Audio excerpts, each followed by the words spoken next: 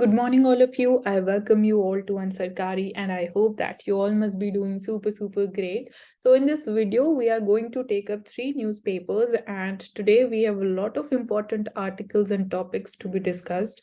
So, let's start with the Hindu first. So, firstly, as India and Pakistan, they exchange the data regarding the prisoners. So recently, an exchange has been happened where Islamabad exchanged the list of prisoners, and this exchange takes place in accordance with a 2008 agreement on consular access every year on 1st of January and 1st of July. So this is one thing, and India has committed that it is ready to solve the humanitarian matters. And also talking about the data regarding the nuclear facilities in India and Pakistan. So we also exchange information on the subject matter, and this goes under as a 1988 pact that is aimed at preventing attacks targeting nuclear installations in each other's territory. Then we talk about the GST revenues in the month of December. So they were higher when we compare them from the November performance. So the third highest monthly collection so far and 15% higher than a year ago. So when we look at this graph, you see that around 2019, it was hovering around 1 lakh crore rupees, and gradually it is being seen that it is rising and it is now touching the levels of 1.5 lakh crore rupees. So this we can say that it has been on rise, and obviously it is a good thing because it boosts the government's revenue sources. And so yeah, that is there. Then here we'll be talking about the Bhima Koregaon battle. So thousands of people, they visit the Bhima Koregaon War Memorial. And talking about this Battle of Koregaon, so it was fought on 1st January 1818 between British East India Company and the Peshwa faction of the Maratha Confederacy at the Koregaon Bhima. So the pillar, it commemorates this battle, and it was basically a 28,000 strong force of people which were led by the Peshwa Bajirao II, whilst they all were on their way to attack the British company, which they held the position in Pune. So to get back their control over Pune, they were marching towards the British company, and that's how this battle started. And it was a part of the Third Anglo-Maratha War, and these included a series of battles that culminated in the defeat of the Peshwa rule in, we can say, Western India. So that is all about the Battle of Koregaon. And Baba Bhimrao Ambedkar, he visited to this spot on 1st of January 1927, which revitalized the memory of the war and of the Dalit community, so making it a rallying point and an assertion of pride. So you can see this pillar in this picture where people have gathered to again commemorate this battle.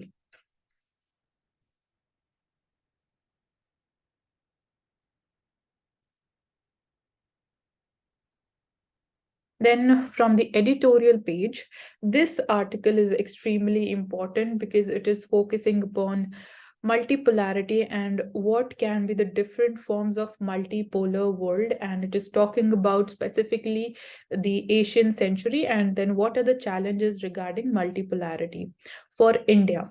So talking about the Asian century and the multipolarity, so there can be no meaningful Asian century in a unipolar world. So unipolar world basically which will be dominated by China.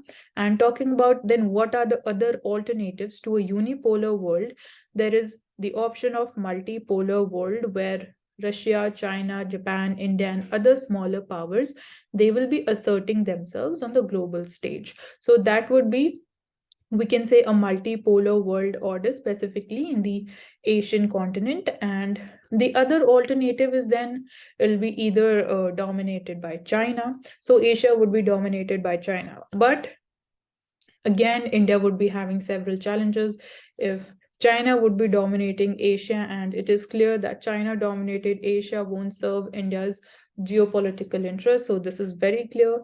And would a multipolar Asia be useful to Indian interests then?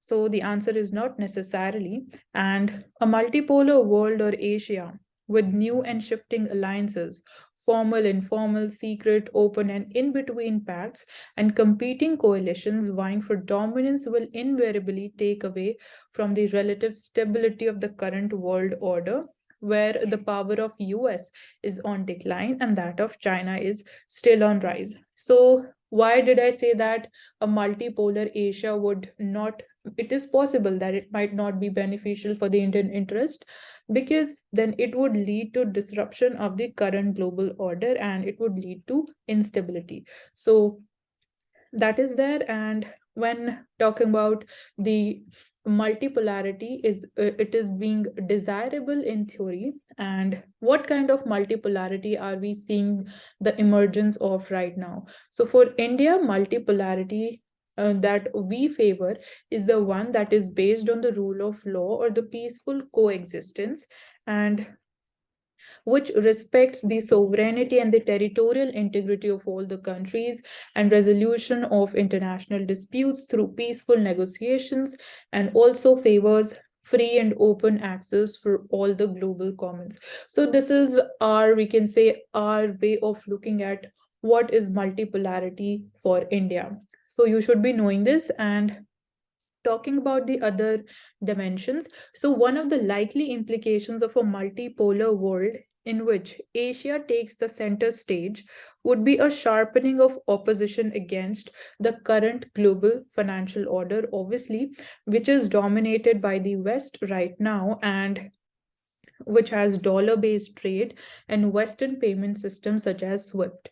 So, given the aftermath of the Russia Ukraine war, which has led to serious search, specifically when we talk about the Asian countries, they are in search of alternative trading arrangements and payment mechanisms.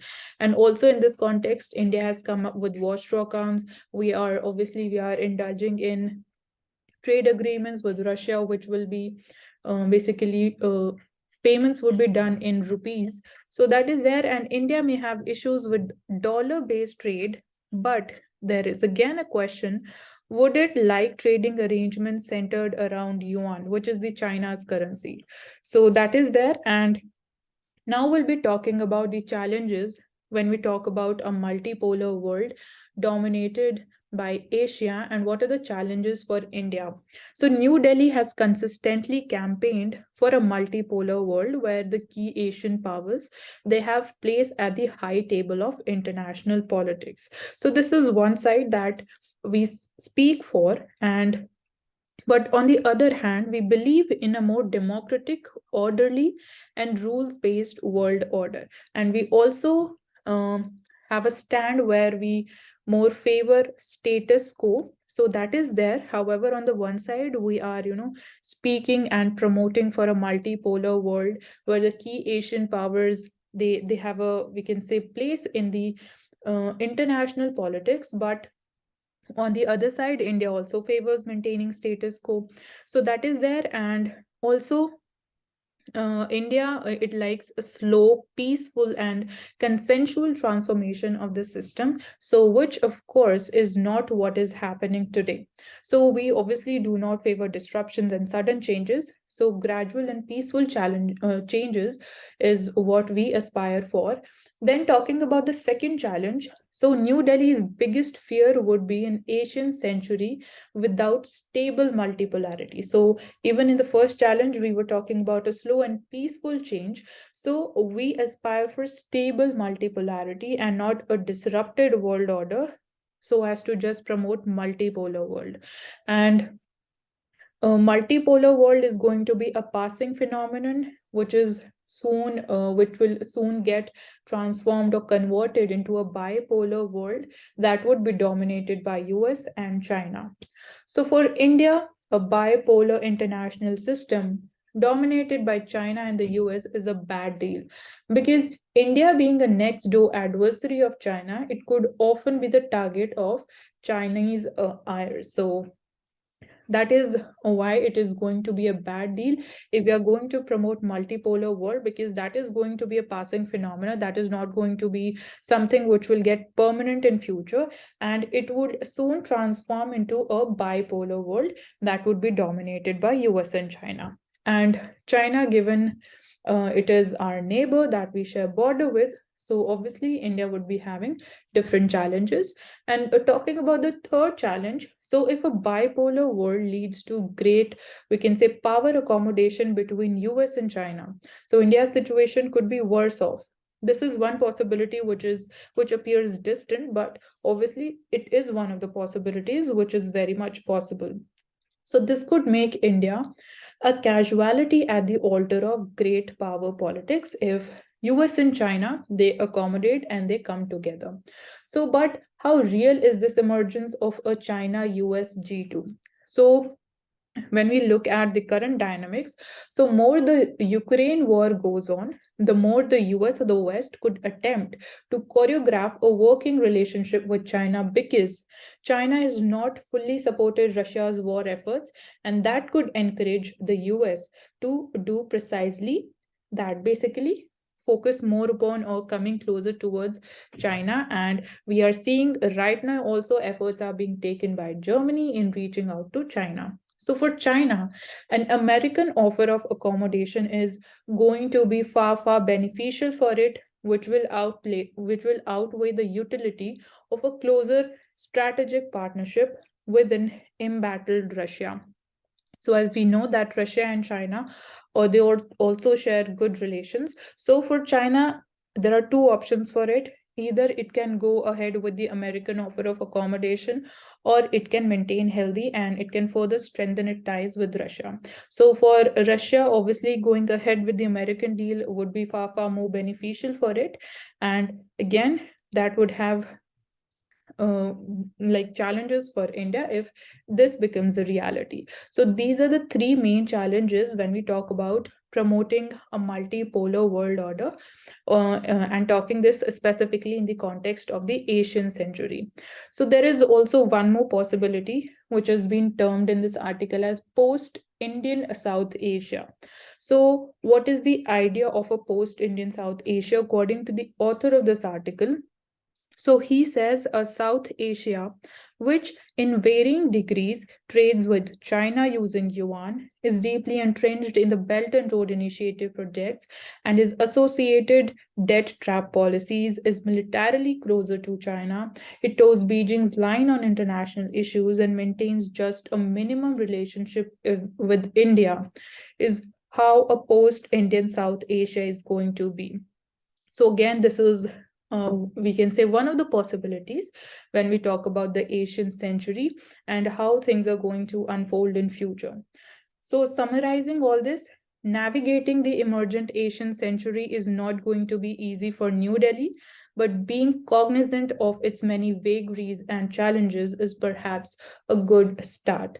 So that's why this article becomes very important for GS, and you can pause the video and read the highlighted portion once again yourself to make things more clear. Then again, however, there's not much to discuss. But here, basically this article is being written in the context of comparing India-China relationship pre-1962 war and after that. So there was not much difference when we talk about the issue between India and China during these two periods. So both the situation, they concern the boundary question, even pre-1962 and post that. So although the focus in the 1950s was on the fundamental question of territorial dispute involving the whole of Aksai Chin, which was claimed by India, and the whole of Nepha, which is present-day Arunachal Pradesh, that was claimed by China. So today, however, with the Chinese firmly in occupation of the Aksai Chin, so Aksai Chin has been occupied by China as of now, and India firm in guarding its territorial integrity in Arunachal Pradesh, the immediate issue today, it has moved to the transgressions along the line of actual control. So that's how we can say a mere or a little change between the issue between India and China. Earlier it was regarding territories, and now we have moved and shifted to transgressions along the LSE.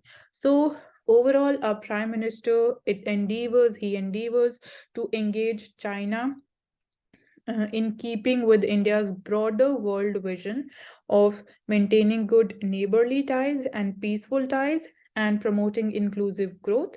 So, China's vision is contrarian and it seeks to build a China centric hierarchy. We can say Asia and world dominated by Chinese power with scant regard for notions of equality, equity, and multipolarity. So that is there. Now we'll be talking about bad loans. So we see a share of bad loans at decadal low in Indian banks. So that is because of the huge writing offs of the loans, and that is, we can say, given some ease to the bank's balance sheet.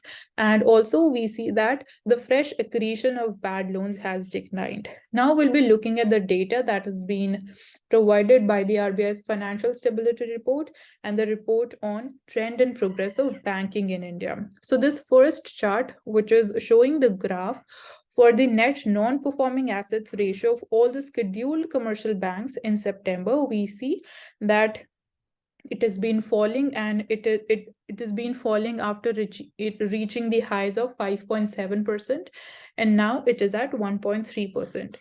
Then moving to this graph, so this graph is focusing upon the slippage ratio, which indicates fresh accretion of the NPAs in a period. So slippage ratio, basically the assets which are turning into NPAs, we can say, in a way, which are not yielding returns to the lenders. So that's why it is named as slippage ratio. You are not making timely repayments of the loans that you have taken.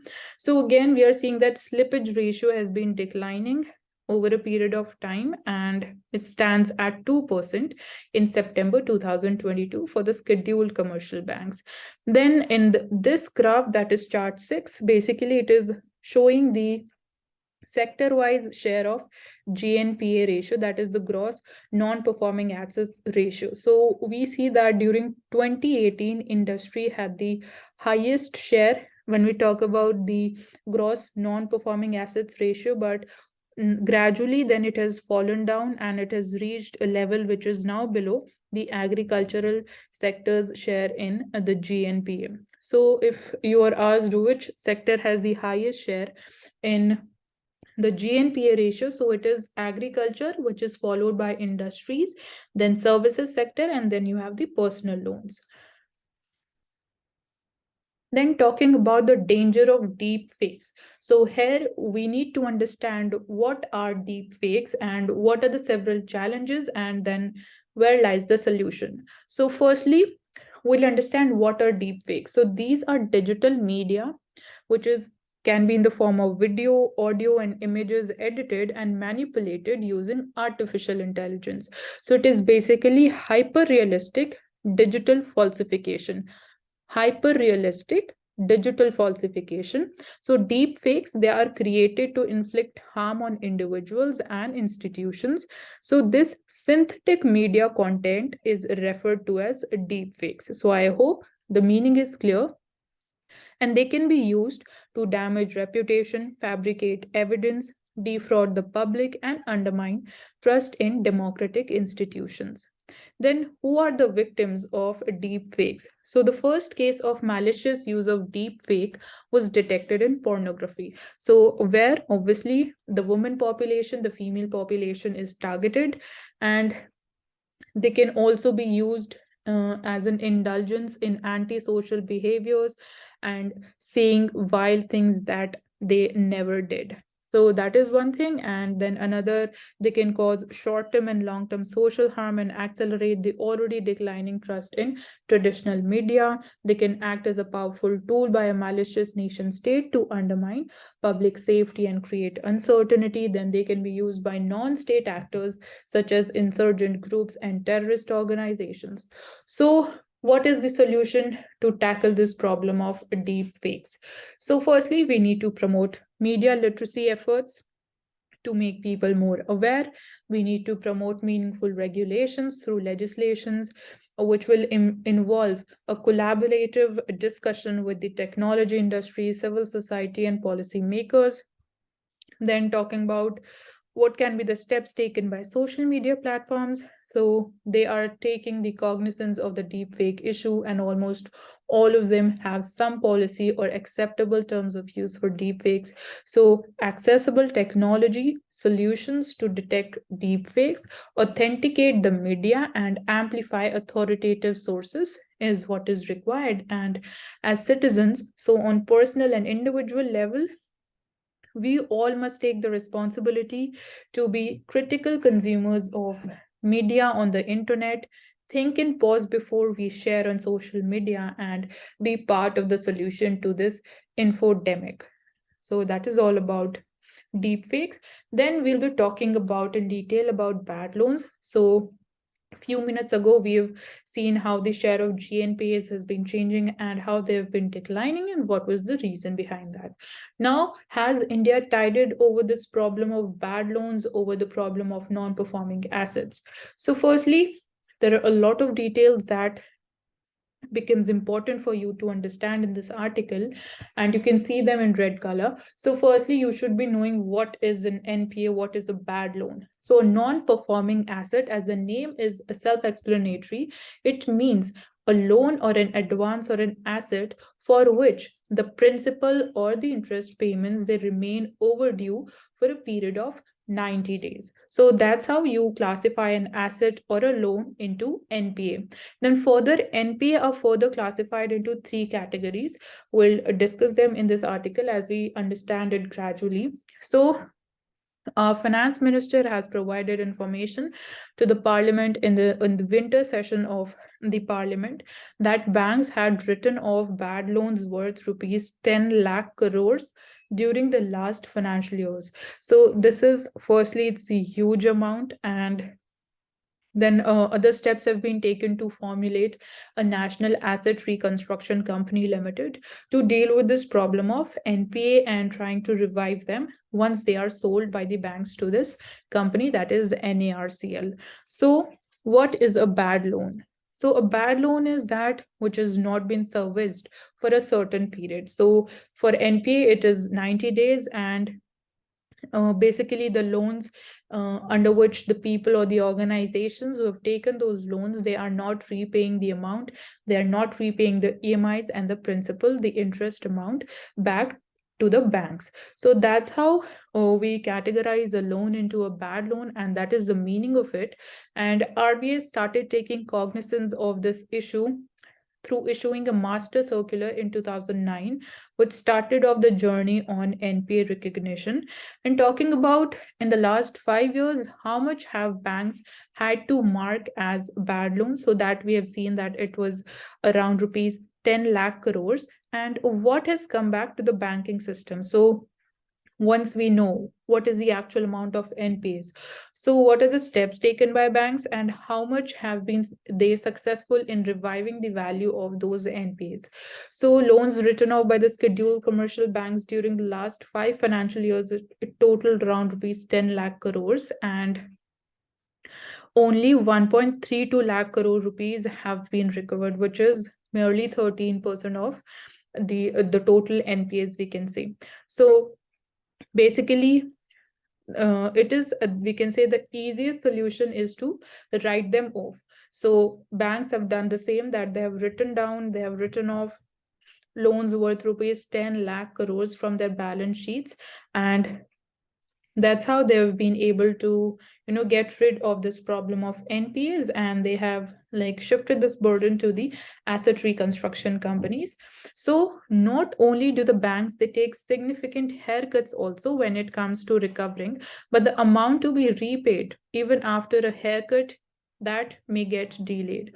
So here a few days ago we came to know, or we understood the meaning of haircut. So haircut basically means, suppose an asset has a particular true value, but in case of haircut, we accept a lower value of that asset. So lowering down the value of an asset is what do we mean by haircut. And even when banks they indulge in such acts of accepting the haircuts, and even then they are not getting timely payments. So that is there. And as I said to you in the beginning, that we further classify the NPAs into three categories. So the first one is the substandard assets. So they are the one in which the assets, they have remained in the NPA category for a period of less than or equal to 18 months. Then the second category is doubtful asset. So in that case, when the NPA, it has basically, an asset has remained as NPA for a period exceeding 18 months. And then we have the loss assets. So in loss assets, these are those assets whose value is considered, or who is considered as uncollectible and of such little value that its continuance as a bankable asset is not warranted, although there may be some recovery value which is still there and which can be recovered. So these are the, we can say, three categories of NPAs. And looking at why is there a need to recognize the NPAs? So the government and the regulatory authorities, they need to have a good view of how healthy the financial and the banking system is in a country. So that's why you need to know about how is the performance of the loans, and what is, we can say, how healthy is the financial system in a country. So firstly, for that purpose, you need to recognize NPAs. And unless we know we have a problem, and then what is the scale of that problem, how are we going to fix it? So that is why we need to recognize the NPAs. And India, it became an aggressive and more aggressive when it comes to recognizing loans as bad loans in 2014 to 2015 period. Then the periodic asset quality review was also introduced. So periodically assessing the quality of the assets was another step. And further, the regulator, that is RBI, stepped in to prevent evergreening of the loans. So what do we mean by evergreening of loans? Basically, when you give loan to an entity or to a person, and he's not able to do timely repayment of that loan, and for making, basically for doing payments, or in order to fulfill the payments that are due on that person, he takes further loan from the bank to make those payments. So that is known as evergreening of loans. So RBI came in to stop this. And has recognizing NPAs helped us? So with the transparent recognition of NPAs, this percentage, firstly, when we began with this exercise, we saw that it came out to be around 4.1% in March 2014. And it increased to almost 11.5% in March 2018. But after that, with the government's strategy of recognition, resolution, recapitalization, and reforms, NPA's level, it has now declined and slided down to 5.9% by March 2022. And before ending with this article, I would just like to share what do we mean by loan written offs. So loan written off, it means that loans will no longer be counted as an asset. So they are simply written down off from the bank's balance sheet. And that's how we can say the bank's balance sheet, they are cleared by the banks by writing down of the loans which are not performing. And also this benefits the banks in reducing their tax liabilities. So that is the meaning of loan writing down them off. And I hope you're clear with the meaning.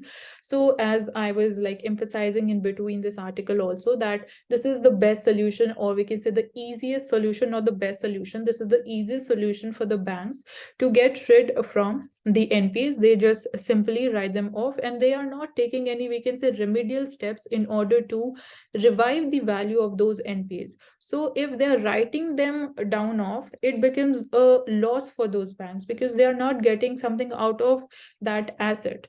So we need to focus more upon reviving the NPAs, and instead of writing them down off. So that is, we can say, one takeaway and the major learning from this article. Then India and Austria to sign migration and mobility agreement, comprehensive migration and mobility partnership agreement with Austria. So we are going to sign it with them. And this is basically aimed at curbing the illegal immigration problem from India. And we're also signing it with other European countries also to tackle the same problem. Then talking about unemployment rate. So it rises to 8.3% in December 2022, which is the highest of 16 months. Then you should be knowing that Center for Monitoring Indian Economy is responsible for sharing data regarding unemployment and employment. And when we compare the unemployment rates between urban areas and rural areas, so we come to know that urban areas have a higher amount of unemployment, which stands at 10%, and in rural, it stands at 7.44%. But there is some relief when we talk about the labor participation rate, because it is increasing and it is at its highest levels when we see the levels in the 12 months period. So it stands at 40.5%. And also the employment rate has also been increasing in the month of December to 37%, which again is the highest since January 2022. However, we can say unemployment rate has increased, but employment rate has also increased, and the labor force participation rate has also increased. And when we talk about the share of different states, so the state of Haryana has the highest unemployment rate, which stands at 37.4%, which is followed by Rajasthan and Delhi.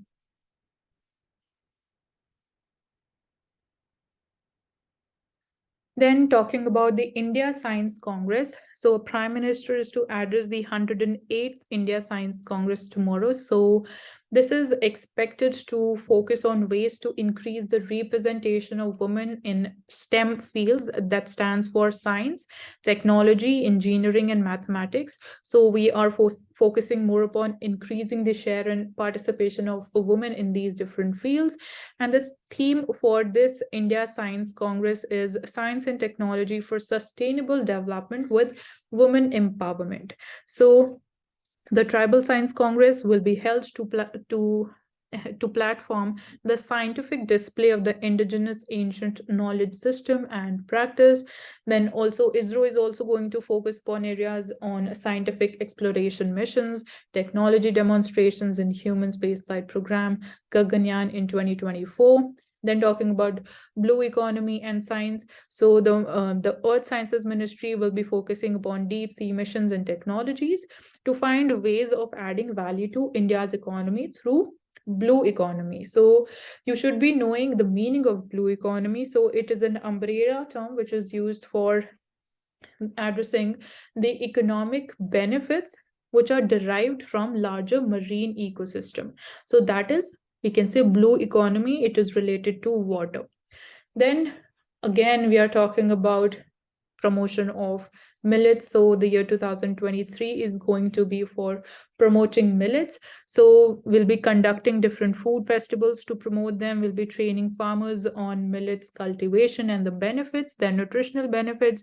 We'll be hosting awareness campaigns and workshops for promoting the same. And also the main idea behind promoting millets is it will generate livelihood opportunities, it will increase farmers' income and ensure food and nutritional security all over the world. So that is the main idea.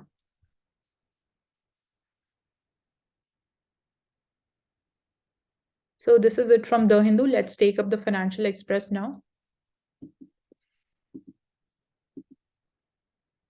So in Financial Express, again, we have important articles to be discussed. So this article is about the share of corporate tax in the GDP, and this ratio crosses 3% after 2 years. Obviously, the economy is recovering and we are turning towards normal situations. So this reflects an overall improvement in the profitability of India Inc., which has been propelled by increase in demand for goods and services. And that's why businesses, they're again back to the normal situation. We can say almost back, if not at the same position as pre-COVID levels. So they are performing well. So that's why we are saying that they are timely paying the corporate tax to the government. So that's why we are seeing the ratio rising to a value of 3% after 2 years. And however, it is yet to surpass its 5-year highest value of 3.5% of GDP, which was recorded in 2018-19. So we see what are the other steps that have been taken by government to promote more of investment and manufacturing activities. So the biggest reduction in 28 years, when we talk about the government cutting the corporate tax rates for the new manufacturing units by almost 10%. And there were certain conditions that if a new manufacturing firm is incorporated and set up after October 1, 2019, so which will be making fresh investments in manufacturing, they will have an option to pay the income tax rate at 15% if they commence their operations on or before 31st March 2023. So this is one option, that they'll have to pay 15% as the corporate tax rate if these conditions are fulfilled. And for the domestic firms who are already operating, they'll get the option of paying tax rate of 22%. And given that they are ready to give up the exemptions and the incentives that they enjoy, and apart from this, the rate of minimum alternate tax has also been reduced to 15%. But yet, when we compare the corporate tax rate in India with the global level, it is still at a higher level.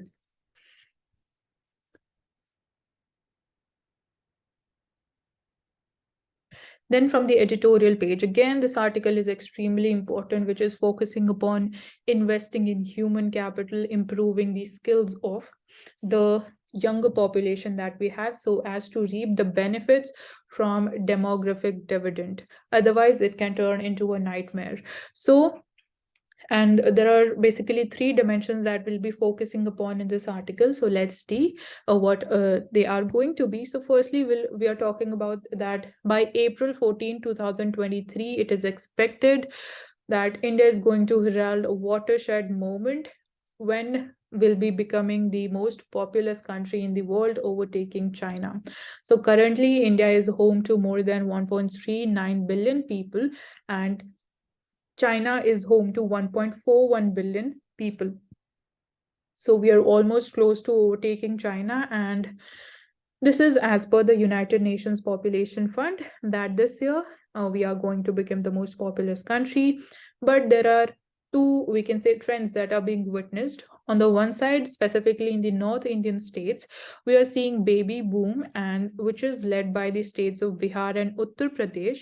So this will be accompanied by another trend, that is of being a rapid rise of the aging population in South India. So this becomes a twin challenge to tackle these two trends and take respective, we can say, measures which are obviously going to be different to tackling them and ensuring the welfare of the respective population.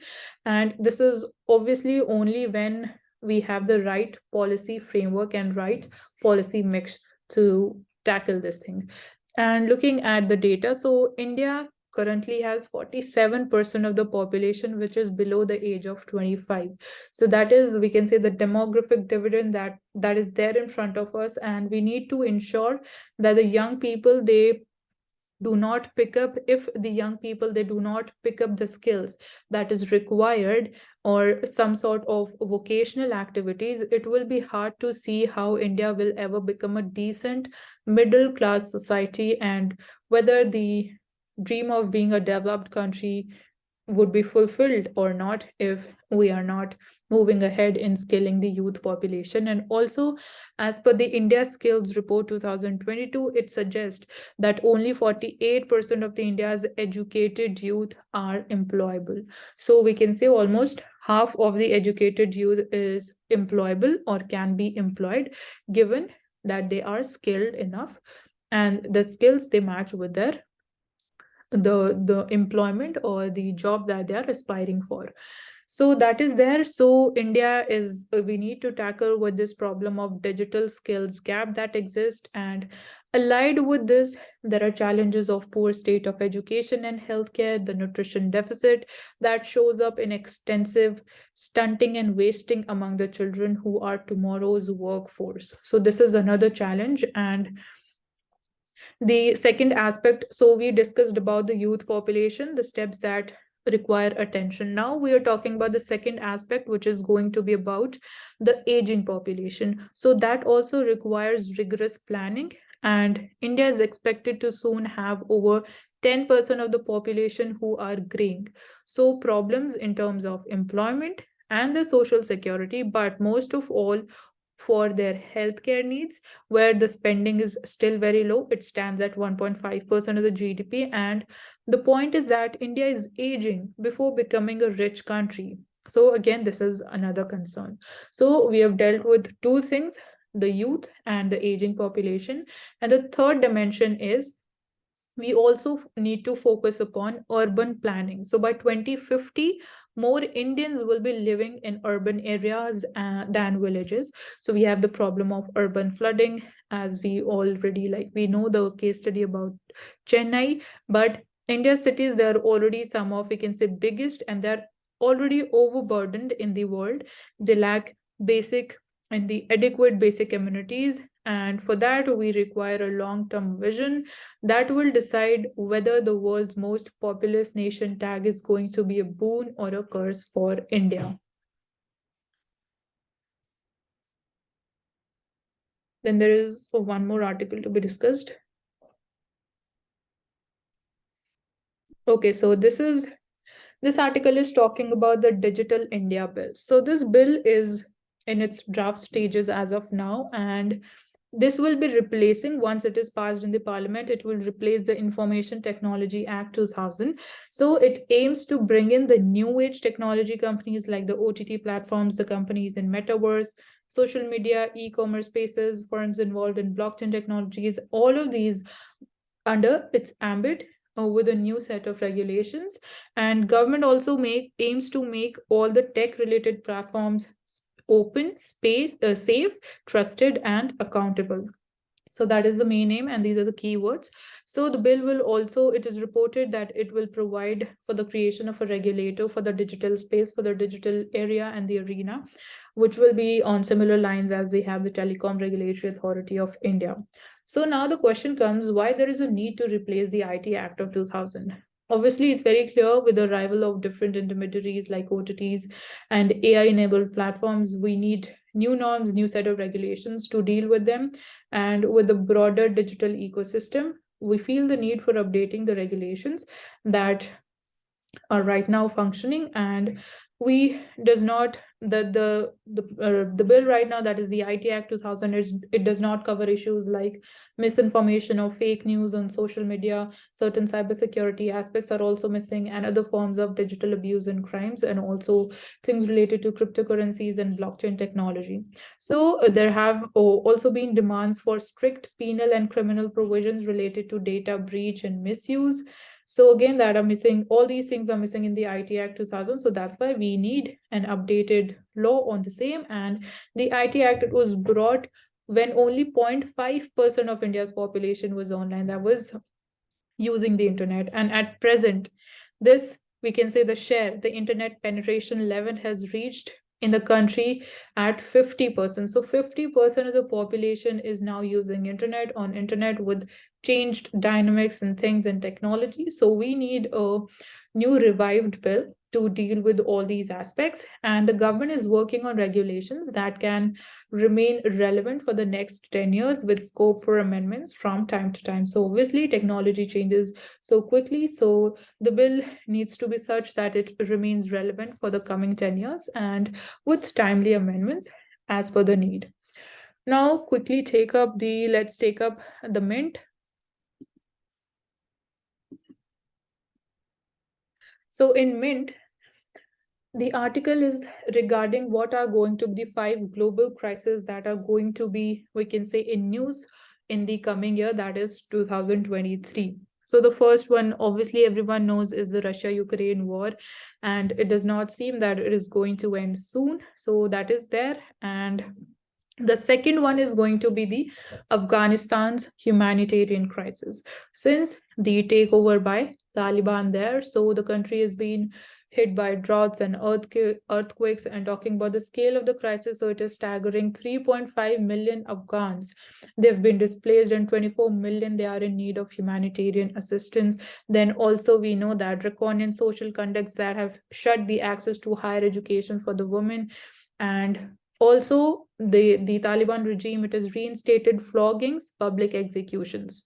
So all these, they remain a matter of concern from the humanitarian crisis and the humanitarian rights perspective. The third war is going to be, or third crisis, global crisis is going to be, will the developed world's recession impact us all?